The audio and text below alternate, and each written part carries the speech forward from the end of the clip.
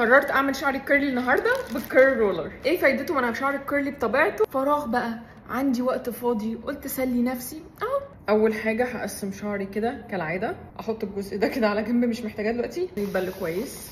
الفوطه المايكرو فايبر ليفين كده واحطه على الشعر، اخد جزء كده من الجل واوزعه على الشعر وبعدين بقى اقسم شعري، اخد اجزاء مش محتاجه حاجات كبيره، زغنطوطه كده كفايه تهوك عليها، وبعد كده ايه الفها بقى. سرع لكم كل ده عشان مفيش حد عنده وقت ان هو يقعد يتفرج على كل ده بالتفصيل. لو عايزين بالتفصيل عندي على قناتي حطيت الفيديو ثابت مكانه ما بيتحركش. خلصت كده وفاضل اخر جزء، بس هنا كان لازم اوريكم ازاي انا بلفه بالطريقه ديت عشان اعرف انشفه بسهوله، عشان ما ينفعش الفه فوق بعضه. بالطريقه ديت ينشف اسرع. اخر واحده. يا انشفه ازاي بقى؟ اكيد انا مش هقعد بيه طول اليوم ولا انام بيه لحد ما ينشف. الاوبشن بقى الموجود الانفيوجن هود، محتاجاه الهير دراير، ركبه كده كويس جدا، استخدمه ان انا اضيقه. دي بقى الهود بتاع الانفيوجن.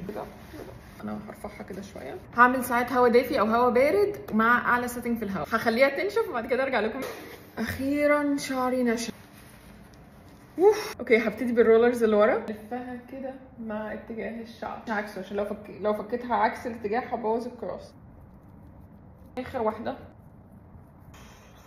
اول حاجه طبعا استخدم زيت او سيرم، اتاكد ان انا فكيت كل خصله من بعضها. فوليوم نو فوليوم، شايفين الفرق بين ان لما افكه او اسيبه زي ما هو؟ ده شكل الديفينيشن وده شكل الفوليوم، وديت النتيجه النهائيه للكروس فورمر. عرفوني لو النتيجه عجبتكم ولو تحبوا تستخدموها ولا لا.